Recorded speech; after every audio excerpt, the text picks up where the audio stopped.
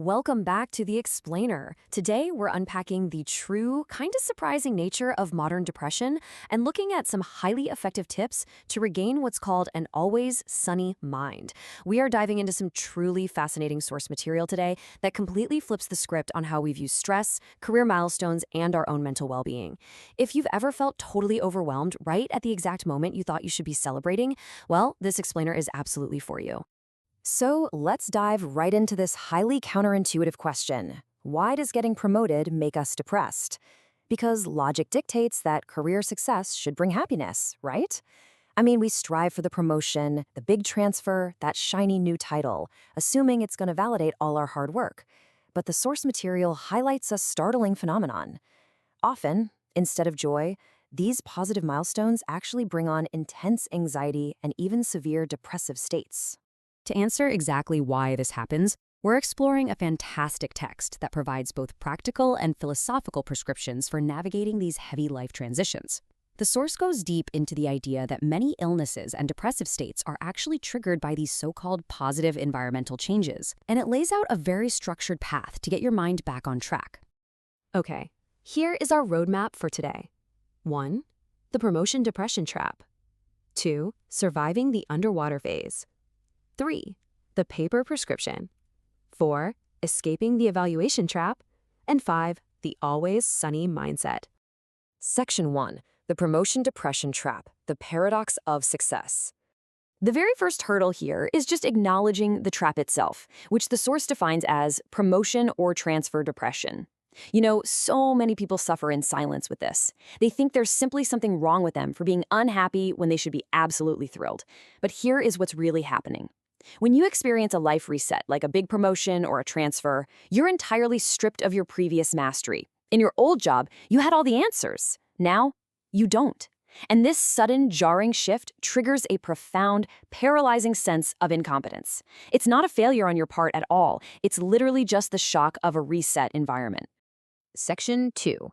Surviving the underwater phase, the sinking metaphor. To really capture this shock, the source uses a brilliant visual metaphor, the underwater phase. Think about it. You transition from breathing easy in your old role, where you had high competence and high comfort, to suddenly feeling completely submerged in a new one. It's described as feeling like you're forced to run on deep sand, or like you're trying to operate while holding your breath underwater. You're kicking as hard as you possibly can, but you just aren't moving forward the way you used to. So, the absolutely crucial takeaway here is the 6-month rule. The text emphasizes that literally everyone goes through this sinking feeling. You just have to hold your breath, survive the 6-month low period, and know for a fact that you will eventually break the surface. It's a test of endurance. You really can't expect a sudden, miraculous turnaround on day 2. You have to allow yourself the grace to slowly, steadily build back that competence. Section 3. The paper prescription. Actionable steps. Okay, so what do you actually do while you're underwater feeling so overwhelmed? You obviously can't just passively hold your breath and panic. When you're in this depressive state, it feels like you have a million insurmountable problems. But the author points out a really surprising fact. If you actually sit down and try to write them out, you will rarely get past 20. 20! Our brains are just incredibly skilled at taking a handful of worries and reflecting them like a house of mirrors until they feel literally infinite. This is exactly where the paper prescription comes in as a highly practical intervention. Step 1. Force those abstract floating anxieties onto a physical piece of paper to organize them. Step 2. Rank them by priority.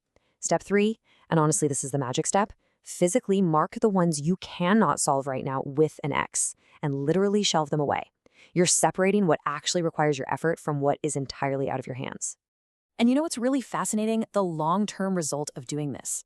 The author notes that looking back at his own list a year later, he realized he hadn't actually solved all 20 problems. Instead, the unsolved problems were mostly groundless fears that just vanished naturally over time. They were basically armchair theories of disaster that never actually came to pass. Section 4. Escaping the evaluation trap. Shifting your mindset. So we've organized the practical worries on paper, right? But what about the philosophical ones? What about that crushing weight of wondering what your new boss or your new team thinks of you? This beautifully illustrates what's called the evaluation trap. Agonizing over others' opinions is a fast track to depression because it's entirely out of your control. As the source clearly states, you cannot force someone to change how they evaluate you. Trying to do so just drains the exact energy you need to actually learn your new role. So instead of sinking under all that external pressure, you have to strive to change your own mindset. The source offers these resurfacing techniques. First, just accept your lack of control over external opinions. Second, reframe your harsh critics. Don't see them as enemies, but as rough, unexpected teachers training you for the future. Third, focus entirely on your own effort and attitude. And finally, proactively praise yourself. When you're underwater, self-praise acts like a life vest, physically pulling your mind back up from rock bottom. Section 5. The always sunny mindset. The ultimate secret. So how does all of this build into our ultimate goal? Once you survive those 6 months, shelve your worries, and let go of other people's opinions, you're left with what the source calls the always sunny mindset. The text draws a really sharp, fascinating contrast here. A foolish person holds on to insults forever and instantly forgets their wins. But an excellent, resilient person, they do the exact opposite. They drop their failures and unpleasant moments instantly, almost treating forgetting as a superpower, and they remember praise forever, using it as fuel. By refusing to fear failure and choosing to quickly forget the bad, you adopt the true posture of a bright, healthy, and resilient life. This isn't just about ignoring reality, guys.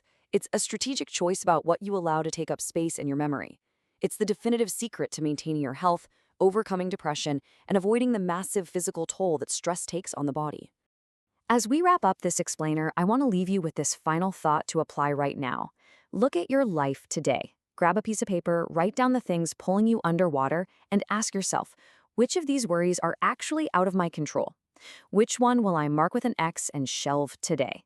Go ahead, take that pen, make that mark, and take your very first step back to the surface.